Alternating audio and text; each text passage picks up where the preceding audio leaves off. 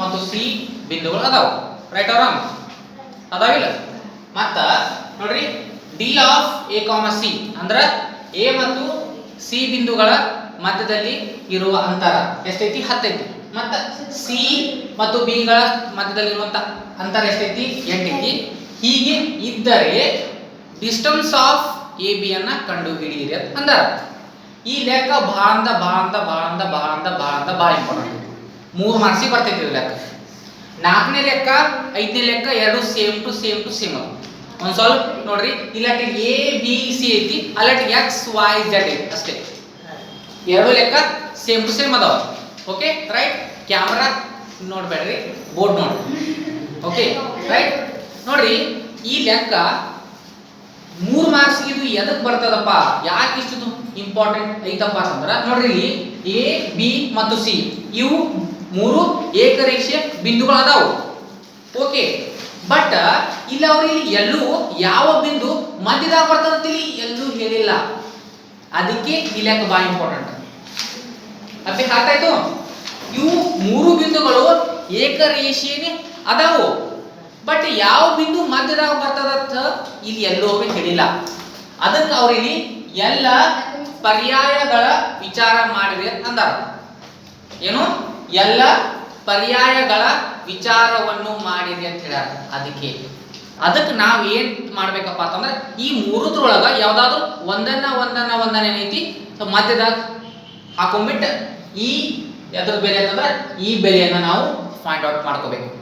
ಒಂದೊಂದು ಬಿಂದುವನ್ನ ಮಧ್ಯದಲ್ಲಿ ಹಾಕೊಳ್ಳೋದು. ಸೊ ಇದ್ರದ್ದು ವ್ಯಾಲ್ಯೂ ಎಷ್ಟು ಬರ್ತದೆ ಅಂತ ಹೇಳಿ ನಾವು ಫೈಂಡ್ ಔಟ್ ಮಾಡ್ಕೊಳ್ಳೋದು. ನೋಡ್ರಿ, ಸೊ ಫಸ್ಟಿಗೆ ಮಾಹಿತಿ ಏನೇನಿಲ್ಲ ನಾವು ಅದನ್ನ ಪಟ ಬರ್ಕೊಳ್ಳೋಣ. ಓಕೆ, ಏನು? ಬಿಂದು ಎ ಕಾಮ ಬಿ ಮತ್ತು ಸಿ ಇವುಗಳು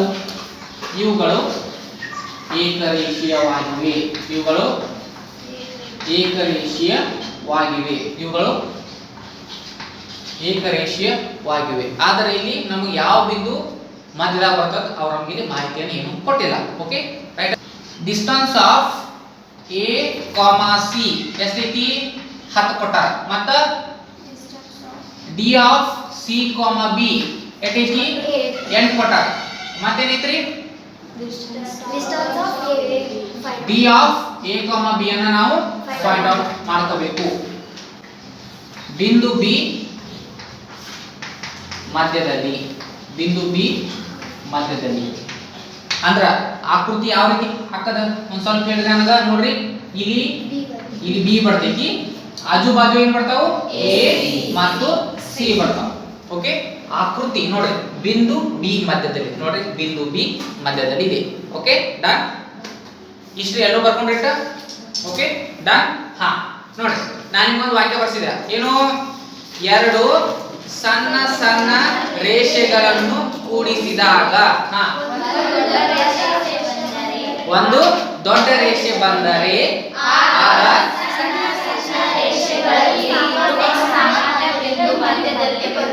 ಓಕೆ ಗುಡ್. ಹಾ ಇಲ್ಲಿ ಸಣ್ಣ ರೇಷೆಗಳು ಇಲ್ಲಿ ಯಾವ್ಯಾವ ಹೇಳ್ರಿ?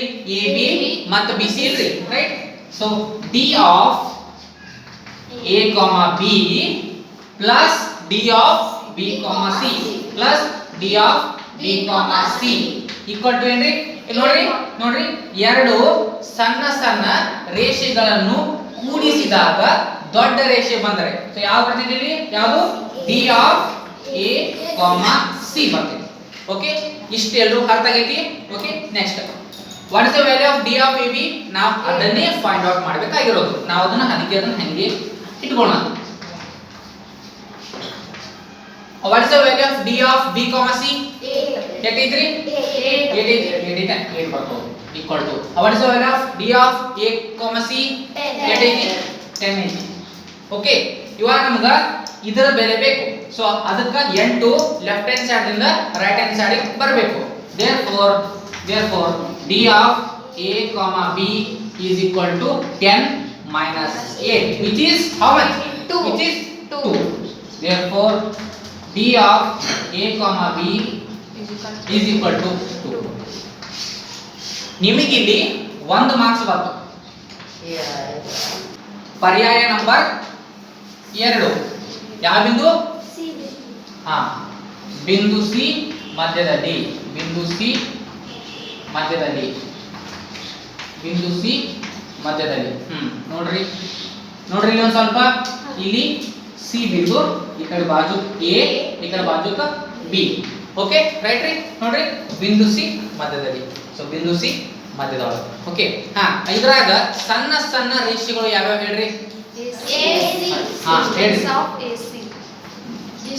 D of AC plus D of C comma B equal to ಹೇಳ್ರಿ D of AB right good good what is the value of AC D of AC ಎಷ್ಟೈತಿ 10 plus what is the value of CB 8 is equal to D of A comma B ಹಾ 10 plus 8 18 is equal to D of A comma B so back not value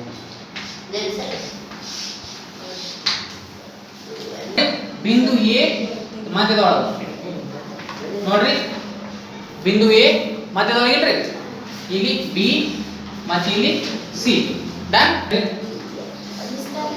ಹಾ ಎರಡು ಸಣ್ಣ ಸಣ್ಣ ರೇಷೆಗಳನ್ನು ಜೋಡಿಸಿದಾಗ so ಯಾವ್ಯಾವ BA ಮತ್ತು AC so D of B comma A plus D of A comma C is equal to ದೊಡ್ಡ ರೇಷೆ ಯಾವುದು D of B comma C right okay what is the value of D of B comma A ಇಲ್ಲ so ನಾವು ಅದನ್ನೇ find out ಮಾಡಬೇಕಾಗಿರೋದು D of B comma A ನ ನಾವು find out ಮಾಡಬೇಕು plus D of A comma C ಎಷ್ಟೈತಿ 10 is equal to what is D of B comma C 8 okay right ಇವಾಗಿದು ಹಚ್ಚ ಕಡೆ ಬರ್ತದಂದ್ರ minus ಆಗೈತಲ್ಲ D of B comma A is equal to ನೋಡ್ರಿ ಇದು ಏನೈತಿ 8 ಐತಿ ಇದು ಹಚ್ಚಿಗೆ ಬರ್ತದಂದ್ರ ಏನಾಗೈತಿ ಮೈನಸ್ 10 ಮೈನಸ್ 2 8 ಮೈನಸ್ 10 ತಂದ್ರೆ ಏನ್ರಿ ಮೈನಸ್ 2 ಯಾಕ